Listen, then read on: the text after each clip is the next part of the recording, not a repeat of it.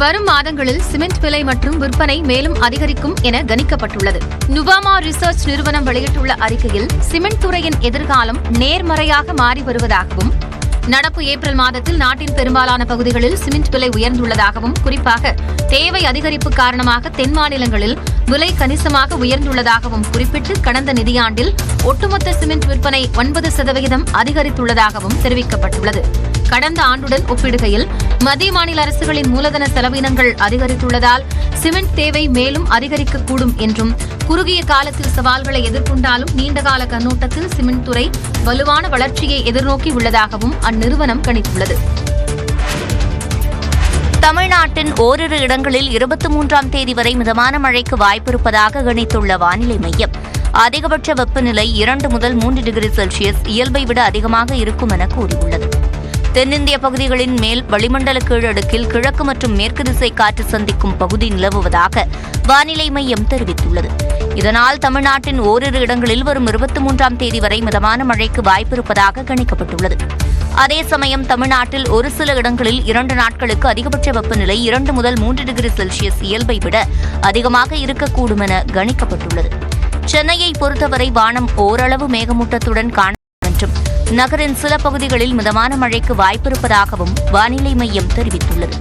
24 மணி நேரத்தில் அதிகபட்சமாக சென்னை மேடவாக்கத்தில் 16 சென்டிமீட்டரும், வளசரவாக்கம் சாலிகிராமத்தில் தலா 11 சென்டிமீட்டரும் மழை பதிவாகியுள்ளது. பிரபல தகவல் தொழில்நுட்ப நிறுவனமான இன்போசிஸ் 2026 நிதியாண்டில் புதிதாக 20,000 பேரை வேலையில் சேர்க்க உள்ளது. உலகளாவிய பொருளாதார சமநிலையற்ற சூழலை காரணம் காட்டி இந்தியாவின் முன்னணி டெக் நிறுவனங்களான TCS மற்றும் விப்ரோ ஆகியவை சம்பள உயர்வை நிறுத்தி வைத்துள்ளன. இந்த சூழலில் இன்போசிஸ் நிறுவனம் தனது ஊழியர்களுக்கு சம்பளத்தை உயர்த்தி அளிக்க திட்டமிட்டுள்ளது. இன்போசிஸ் நிறுவனம் 2025 நிதியாண்டில் மட்டும் கல்லூரி படித்து முடித்த இளைஞர்கள் 20,000 பேரை பணியில் சேர்க்க உள்ளது. இந்த சூழலில் 2026 நிதியாண்டிற்கான திட்டங்கள் குறித்து அந்த நிறுவனத்தின் தலைமை நிதி அதிகாரியான ஜெயேஷ் சங்கராஜ்கா செய்தியாளர்களுக்கு பேட்டியளித்தார். அதில் இன்போசிஸ் நிறுவனம் தங்கள் பணியாளர்களில் ஒரு பிரிவினருக்கு கடந்த ஜனவரி மாதமே சம்பள உயர்வை அளித்துவிட்டதாகவும், மற்றொரு பிரிவினருக்கு ஏப்ரல் 1ஆம் தேதி முதல் சம்பள உயர்வுக்கான பணிகள் தொடங்கியிருப்பதாகவும் கூறியிருக்கிறார். மேலும் புதிதாக 20,000 பேரை நிறுவனத்தில் பணியில் அமர்த்தவும் முடிவு செய்திருப்பதாக கூறியிருக்கிறார். இன்போசிஸ் நிறுவனத்தில் இதுவரை பணியாற்றுவோரின் எண்ணிக்கை 3,33,578 உயர்ந்துள்ளது. இன்போசிஸ் நிறுவனத்திலிருந்து வெளியேறியவர்களின் விகிதம் 13.7 இருந்து 14.1 உயர்ந்துள்ளது. கர்நாடக லாரி உரிமையாளர்களின் வேலை நிறுத்தம் திரும்பப் பெறப்பட்டதாக அறிவிக்கப்பட்டுள்ளது. டீசல் விலை உயர்வை திரும்பப் பெற வேண்டும், மாநில அரசின் கீழ் உள்ள 18 சுங்கச்சாவடிகளை அகற்ற வேண்டும் உள்ளிட்ட 5 அம்ச கோரிக்கைகளை வலியுறுத்தி கர்நாடக லாரி உரிமையாளர்கள் சங்கம் காலவரையற்ற வேலைநிறுத்த போராட்டத்தை அறிவித்தது. இந்த போராட்டத்தில் மாநிலத்திற்கு உள்ளேயும் வெளியேயும் ஏறத்தாழ 6 லட்சம் லாரிகள் பங்கேற்றன. இதனையடுத்து கர்நாடக மாநில லாரி உரிமையாளர்கள் மற்றும் முகவர்கள் சங்கத்தின் கூட்டமைப்பு தலைவர் ஜி சண்முகப்பா உள்ளிட்ட நிர்வாகிகளுடன் கர்நாடக போக்குவரத்து துறை அமைச்சர் ராமலிங்க ரெட்டி கடந்த செவ்வாய்க்கிழமை பேச்சுவார்த்தை நடத்தினார். இந்த பேச்சுவார்த்தை தோல்வியில் முடிந்த நிலையில் முதலமைச்சர் சித்தராமையா பேச்சுவார்த்தை நடத்தினார். இந்த பேச்சுவார்த்தையிலும் சமரசம் ஏற்படாத நிலையில் போராட்டம் 3வது நாளாக தொடர்ந்தது. இந்நிலையில் நிர்வாகிகளுடன் மீண்டும் முதலமைச்சர் சித்தராமையா பேச்சுவார்த்தை நடத்தினார். பேச்சுவார்த்தையில் சுமூகமான முடிவு எட்டப்பட்டதை தொடர்ந்து லாரி உரிமையாளர்கள் வேலைநிறுத்தம் திரும்பப் பெறப்படுவதாக அறிவிக்கப்பட்டுள்ளது. அதிமுகவின் இரட்டை இலை சின்னத்தை எடப்பாடி பழனிசாமிக்கு ஒதுக்கியதற்கு எதிரான விவகாரத்தில் வரக்கூடிய 28ஆம் தேதி முதல் இந்திய தேர்தல் ஆணையம் விசாரணை நடத்தவுள்ளது. அதிமுக பொதுச் செயலாளராக எடப்பாடி பழனிசாமியை தேர்வு செய்தது உள்ளிட்ட தீர்மானங்களை ஏற்கக்கூடாது என்றும், இரட்டை இலை சின்னத்தை பயன்படுத்த தடை விதிக்க வேண்டும் என்றும் அதிமுக முன்னாள் எம்பிக்கள் KC பழனிசாமி, ரவீந்திரநாத், ராம்குமார் ஆதித்தன் உள்ளிட்டோர் சென்னை உயர்நீதிமன்றத்தில் மனு தாக்கல் செய்தனர். இந்த மனுக்களை சென்னை உயர்நீதிமன்ற நீதிபதிகள் அதிமுகவின் இரட்டை இலை சின்னம் உள்ளிட்ட விவகாரங்களை இந்திய தேர்தல் ஆணையம் விசாரிக்கலாம் என்று அதிரடியாக தீர்ப்பளித்தது. இதனிடையே அண்மையில் இந்திய தேர்தல் ஆணையத்தில் எடப்பாடி பழனிசாமி தரப்பில் ஒரு மனு தாக்கல் செய்யப்பட்டது. அதில் இரட்டை இலை சின்னம் தொடர்பான விவகாரத்தை விரைவாக விசாரிக்க வேண்டும் என்று வலியுறுத்தப்பட்டிருந்தது. இந்நிலையில் தேர்தல் ஆணையமானது வரக்கூடிய 28ஆம் தேதி முதல் இரட்டை இலை சின்னம் உள்ளிட்ட அதிமுக விவகாரங்களை விசாரிக்க இருக்கிறது. இதனால் வரக்கூடிய 28ஆம் தேதி KC பழனிசாமி, ராம்குமார் ஆதித்தன் உள்ளிட்டோரை தேர்தல் ஆணையத்தில் ஆஜராக உத்தரவிடப்பட்டுள்ளது. பெண்கள் குறித்த சர்ச்சை பேச்சு விவகாரத்தில் அமைச்சர் பொன்முடி மீது வழக்கு பதிவு செய்வதுடன் எடுக்கப்பட்ட நடவடிக்கை குறித்து வரும் 23ஆம் தேதி DGP பதிலளிக்க உயர்நீதிமன்றம் உத்தரவிட்டுள்ளது. சென்னையில் நடைபெற்ற நிகழ்ச்சி ஒன்றில் அமைச்சர் பொன்முடி பெண்கள் குறித்து இழிவாக பேசிய வீடியோ சமூக வலைதளங்களில் வேகமாக பரவிய நிலையில் அவரை அமைச்சர் பதவியில் இருந்து நீக்க கோரி பொதுநல மனு தாக்கல் செய்யப்பட்டது. மனுவை விசாரித்த உயர்நீதிமன்ற நீதிபதி ஆனந்த் வெங்கடேஷ் பொன்முடியின் பேச்சு முழுக்க துரதிருஷ்டவசமானது என்றும் அமைச்சர் பொறுப்பை வகிப்பவர் பொறுப்புடன் பேச வேண்டாமா எனவும் தெரிவித்தார். அமைச்சர் பொன்முடி மீதான நடவடிக்கை குறித்து தமிழக டிஜிபி மாலையில் விளக்கமளிக்க நீதிபதி உத்தரவிட்டார். வீடியோ கான்பரன்ஸ் மூலம் டிஜிபி ஆஜராகாத நிலையில் தமிழக அரசின் தலைமை வழக்கறிஞர் BS ராமன் ஆஜராகி விளக்கமளித்தார். அமைச்சர் பொன்முடி மீது 5 புகார்கள் வந்துள்ளதாகவும் அது குறித்து நடவடிக்கை மேற்கொள்ளப்பட்டு வருவதாகவும் தெரிவித்தார். அப்போது குறுக்கிட்ட நீதிபதி ஆனந்த் வெங்கடேஷ் 5 புகார்கள் மீது ஒரே நேரத்தில் நடவடிக்கை எடுத்தால் விசாரணை நீர்த்துப் போகும் என்றும் ஒரு புகார் மீது முதற்கட்டமாக வழக்கு பதிய வேண்டும் என்றும் உத்தரவிட்டார்.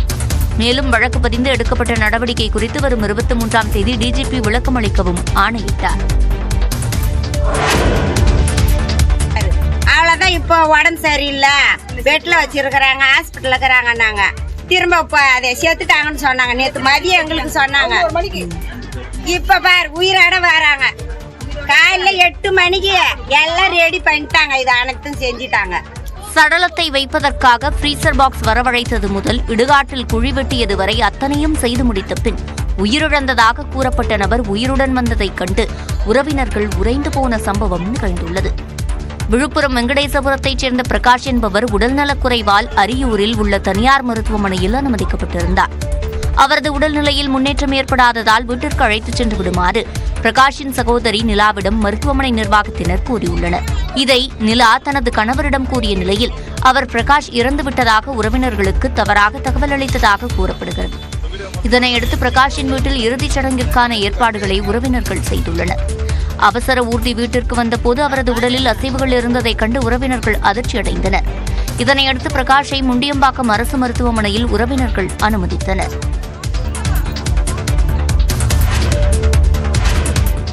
மதுரை சித்திரை திருவிழாவில் அன்னதானம் மற்றும் நீர்மோர் வழங்குபவர்கள் செயற்கை சாயத்தை சேர்க்கக்கூடாது என்று மாவட்ட ஆட்சியர் சங்கீதா தெரிவித்துள்ளார். மதுரையில் வரும் 28ஆம் தேதி முதல் மே 16ஆம் தேதி வரை சித்திரை திருவிழாவையொட்டி மீனாட்சி சுந்தரேஸ்வரர் கோயில் திருக்கல்யாணம் மற்றும் கள்ளழகர் வைகை ஆற்றில் எழுந்தருளுதல் உள்ளிட்டவை நடைபெறவுள்ளன. இதில் மண்டகப்படிகள் உள்பட ஏராளமான இடங்களில் பக்தர்களுக்கு அன்னதானம், பிரசாதம், சர்பத், நீர்மோர் வழங்கப்பட உள்ளன. இந்நிலையில் அன்னதானம் மற்றும் பிரசாதம் வழங்க விரும்புவோர் மதுரை மாவட்ட உணவு பாதுகாப்புத் துறையின் அதிகாரப்பூர்வ இணையதளம் வாயிலாக விண்ணப்பித்து உரிய அனுமதி பெற வேண்டும் என மாவட்ட ஆட்சியர் சங்கீதா அறிவுறுத்தியுள்ளார். மேலும் அன்னதானம் மற்றும் நீர்மோரில் செயற்கை சாயங்கள் எதுவும் சேர்க்காமல் சுகாதாரமான முறையில் வழங்க வேண்டும் என்று ஆட்சியர் குறிப்பிட்டுள்ளார். அதேபோன்று தமிழ்நாடு அரசால் தடை செய்யப்பட்ட பாலித்தீன் பைகள், பிளாஸ்டிக் கப்களை முழுமையாக தவிர்க்க வேண்டும் என்றும் உணவு மற்றும் உணவுப் பொருள் தொடர்பான புகார்களுக்கு தமிழ்நாடு அரசின் உணவு பாதுகாப்புத் துறையின் வாட்ஸ்அப் எண்ணை பக்தர்கள் தொடர்பு கொள்ளலாம் என்றும் ஆட்சியர் சங்கீதா குறிப்பிட்டுள்ளார்.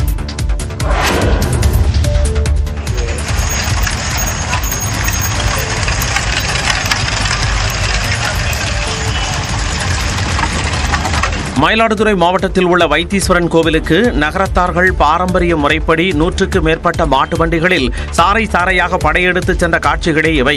புதுக்கோட்டை மச்சுவாடி அருகே நகரத்தார்கள் அனைவரும் ஒன்றிணைந்து 100க்கு மேற்பட்ட மாட்டு வண்டிகளை பூட்டி வரிசை கட்டி அணிவகுத்து வைத்தீஸ்வரன் கோவிலுக்கு புறப்பட்டனர்.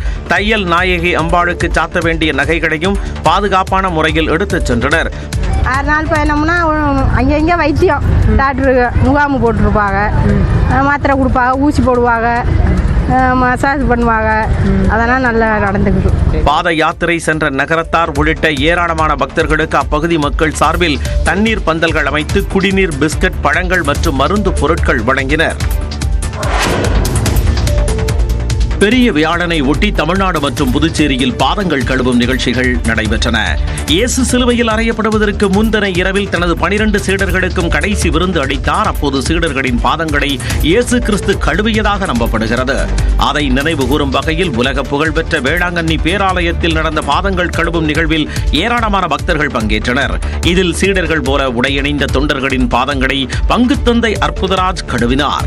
சிவகங்கை மாவட்டம் காரைக்குடி தூய சகாய அன்னை ஆலயத்தில் நடந்த நிகழ்வில் 2000த்திற்கும் மேற்பட்டோர் பங்கேற்றனர். அப்போது பக்தர்களுக்கு உணவுப் பொருட்கள் வழங்கப்பட்டன.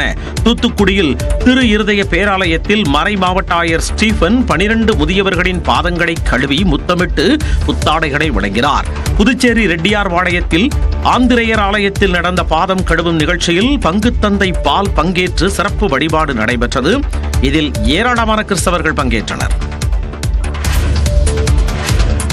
மசோதாக்களுக்கு அனுமதி வழங்குவது குறித்த வழக்கில் உச்சநீதிமன்றம் கடும் கண்டனங்களை பதிவு செய்த நிலையில் ஆளுநர் RN ரவி டெல்லி பறந்துள்ளார்.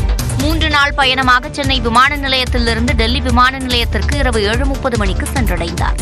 டெல்லி பயணத்தில் பிரதமர் மோடி, மத்திய உள்துறை அமைச்சர் அமித்ஷா ஆகியோரை ஆளுநர் RN ரவி சந்திக்க உள்ளதாக தகவல் வெளியாகியுள்ளது. தமிழ்நாடு சட்டப்பேரவையில் நிறைவேற்றப்பட்டு ஆளுநரால் கிடப்பில் போடப்பட்ட 10 மசோதாக்களுக்கு சிறப்பதிகாரம் மூலம் ஒப்புதல் அளித்த உச்சநீதிமன்றம் மசோதாக்களை நிறைவேற்றுவதற்கு கால நிர்ணயம் விதித்து உத்தரவிட்டது. ஆளுநர் RN ரவிக்கு பெரும் பின்னடைவாக இது பார்க்கப்படும் நிலையில் இந்த வழக்கில் மறுசீராய்வு மனு தாக்கல் செய்யவே ஆளுநர் டெல்லி சென்றுள்ளதாக சொல்லப்படுகிறது. இது தொடர்பாக அட்டர்னி ஜெனரல் வெங்கட்ரமணி மற்றும் சொலிசிட்டர் ஜெனரல் துஷார் மேத்தா ஆகியோரையும் சந்தித்து ஆளுநர் RN ரவி ஆலோசனை நடத்த உள்ளதாகவும் தகவல்கள் தெரிவிக்கின்றன.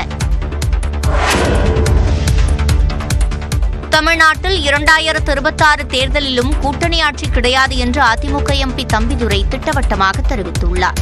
தமிழ்நாட்டில் இதுவரை கூட்டணி ஆட்சி அமைந்தது கிடையாது, இனியும் அமையப் போவதில்லை என்றும் அவர் உறுதிபட கூறியுள்ளார். 2026 எடப்பாடி பழனிசாமி தனியாகத்தான் ஆட்சி அமைப்பதை கூட்டணி என்பதற்கு இடமே கிடையாது. தமிழகத்தில் இதுவரை கூட்டணி ஆட்சி வந்ததும் கிடையாது, இனிமேல் வரப்போவதும் கிடையாது. கூட்டணி ஆட்சி குறித்து மத்திய உள்துறை அமைச்சர் அமித்ஷா மற்றும் அதிமுக பொதுச் செயலாளர் எடப்பாடி பழனிசாமி முடிவெடுப்பார்கள் என பாஜக மாநில தலைவர் நயினார் நாகேந்திரன் தெரிவித்துள்ளார். எங்களுடைய உள்துறை அமைச்சர் அமித்ஷா அவர்கள் எங்களுடைய கூட்டணி கட்சியினுடைய தலைமை அண்ணன் EPS அவர்கள் என்ன பேசிக் கொள்கிறார்களோ, என்ன முடிவு எடுக்கிறார்களோ அது நடக்கும். கூட்டணி ஆட்சி குறித்த விவாதங்களுக்கு மத்தியில் நெல்லையில் வருங்கால முதல்வரே என நயினார் நாகேந்திரனை வாழ்த்தி பாஜக நிர்வாகி ஒட்டிய போஸ்டர் அரசியல் வட்டாரத்தில் பேசுபொருளாகியுள்ளது. இந்நிலையில் அதிமுகவின் முக்கிய முடிவு கூட்டணி நிலைப்பாடு பற்றி கட்சித் தலைமை உரிய முறையில் தெரிவிக்கும் என்றும் இதுபற்றி தலைமையின் அனுமதியின்றி நிர்வாகிகள் பேட்டி தரக்கூடாது என்றும் அக்கட்சியின் பொதுச் செயலாளர் எடப்பாடி பழனிசாமி உத்தரவிட்டுள்ளார். அதிமுக பாஜக கூட்டணியில் தலைமை எடுப்பதுதான் இறுதி முடிவு என்று நயினார் நாகேந்திரன் தெரிவித்துள்ளார். பாஜக தமிழ்நாடு மாநில தலைவராக தேர்ந்தெடுக்கப்பட்ட அவருக்கு சென்னையில் அக்கட்சி சார்பில் பாராட்டு விழா நடைபெற்றது. அதில் பேசிய அவர் தமிழ்நாட்டில் வருகின்ற தேர்தலை தொடர்ந்து பாஜக MLA-க்கள் எண்ணிக்கை அதிகரிக்கும் என்று கூறினார். இன்றைக்கு 4 பேர் இருக்கிறோம். கூட்டணியுடைய முடிவாக பார்த்து நிச்சயமாக பல MLA-க்கள் சட்டமன்றத்தில் நுழைவார்கள். சட்டமன்றத்தில் பாரதிய ஜனதா கட்சி தொண்டர் சட்டமன்றத்தில் நுழையும் போது அங்கு திமுக சட்டமன்ற உறுப்பினர்கள் ஒருவர் கூட இருக்க மாட்டார்கள். முன்னதாக பேசிய தமிழிசை தமிழ்நாட்டில் பாஜக ஆட்சி அமையும் போது சட்டப்பேரவையிலும் செங்கோல் நிறுவப்படும் என்று தெரிவித்தார். தமிழகத்தில் வெற்றி பெற்று சட்டமன்றத்தில் அமரும் பொழுது அதே செங்கோல் தமிழக சட்டமன்றத்தை அலங்கரிக்கும். மரியாதைக்குரிய பாரத பிரதமர் மோடி அதை வந்து நிறுவுவார். தமிழ்நாட்டில் இந்த முறை நிச்சயமாக தாமரை மலரும் என்று கூறினார். உலகிலேயே மிக உயரமான முருகன் சிலை மருதமலையில் அமைக்கப்பட உள்ளதாக அமைச்சர் சேகர் பாபு அறிவித்துள்ளார். இந்து சமய அறநிலையத்துறையின் புதிய அறிவிப்புகளை பேரவையில் அமைச்சர் சேகர் பாபு வெளியிட்டார். அப்போது மருதமலையில் முருகனுக்கு 184 அடி உயரமுள்ள முருகன் சிலை அமைக்கப்படும் என்றார். மேலும் திருச்செந்தூர் சுப்பிரமணிய சுவாமி திருக்கோயிலில் கடற்கரையின் கடல் அரிப்பை தடுக்கும் பணி மொத்தம் 30 கோடி ரூபாய் மதிப்பீட்டில் மேற்கொள்ளப்படும் என்றும் அமைச்சர் கூறினார்.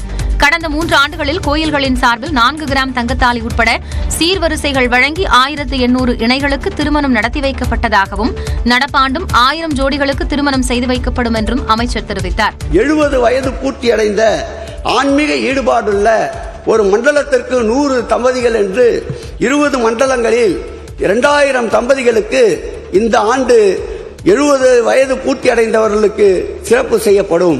நாள் முழுவதும் அன்னதான திட்டம் ஏற்கனவே இருக்கின்ற 13 திருக்கோயிலோடு சேர்த்து இந்த ஆண்டு மேலும் பிள்ளையார்பட்டி அருள்மிகு கற்பக விநாயகர் திருக்கோயில், கொடைக்கானல் அருள்மிகு குறிஞ்சி ஆண்டவர் திருக்கோயில் என்று 2 திருக்கோயில்களில் இந்த திட்டம் மேலும் விரிவுபடுத்தப்படும். மேலும் மயிலாப்பூர் கபாலீஸ்வரர் கோயில், திருச்செந்தூர் சுப்பிரமணிய சுவாமி கோயில் உள்ளிட்ட கோயில்களில் திருவிழா காலங்களில் கட்டண தரிசனம் ரத்து செய்யப்படும் என்றும் அவர் அறிவித்தார். ஒரு கால பூஜை திட்டத்தில் அர்ச்சகர்களுக்கு மானியம் 1000 ரூபாயில் இருந்து 1500 ரூபாயாக உயர்த்தப்படும் என்றும் அமைச்சர் தெரிவித்தார். IPL தொடரில் ஹைதராபாத்திற்கு எதிரான போட்டியில் மும்பை இந்தியன்ஸ் வெற்றி பெற்றது. மும்பை வான்கடே மைதானத்தில் நடைபெற்ற போட்டியில் டாஸ் வென்ற மும்பை கேப்டன் ஹர்திக் பாண்டியா பந்து வீச்சை தேர்வு செய்தார். இதையடுத்து ஹைதராபாத் சார்பில் ஆட்டத்தை தொடர்ந்த அபிஷேக் சர்மாவும் டிராவிஸ் ஹெட்டும் சிறப்பான தொடக்கத்தை கொடுத்தனர். அபிஷேக் சர்மா 40 ரன்களிலும் ஹெட் 28 ரன்களிலும் வெளியேறிய நிலையில் அடுத்து வந்த வீரர்கள் சோபிக்க தவறினர். கடைசியாக ஹென்றி கிளாசன் அதிரடி காட்ட ஹைதராபாத் அணி 20 ஓவர்களில் 4 விக்கெட் இழப்பிற்கு 162 ரன்கள் சேர்த்தது. இதையடுத்து விளையாடிய மும்பை அணிக்கு ரோஹித் சர்மா அதிரடி தொடக்கத்தை தந்தார். 3 சிக்சர்களை பறக்கவிட்ட அவர் 26 ரன்களில் வெளியேறினார். மற்றொரு தொடக்க வீரர் ரிக்கல்டன் 31 ரன்களில் ஆட்டமிழந்தார். அடுத்து வந்த வில் ஜாக்ஸ் 36 ரன்களிலும் சூரியகுமார் 26 ரன்களிலும் வெளியேறினர். வெற்றிக்கு 1 ரன் தேவைப்பட்ட நிலையில் கேப்டன் ஹர்திக் பாண்டியா நமன்தீர் அவுட் ஆனதால் ஆட்டத்தில் சிறிது பரபரப்பு ஏற்பட்டது. எனினும் கடைசி வரை களத்தில் நின்ற திலக் வர்மா பவுண்டரி அடித்து அணிக்கு வெற்றி தேடித்தந்தார். இந்த வெற்றியின் மூலம் 6 புள்ளிகளை எடுத்துள்ள மும்பை அணி பட்டியலில் தொடர்ந்து 7வது இடத்திலேயே உள்ளது.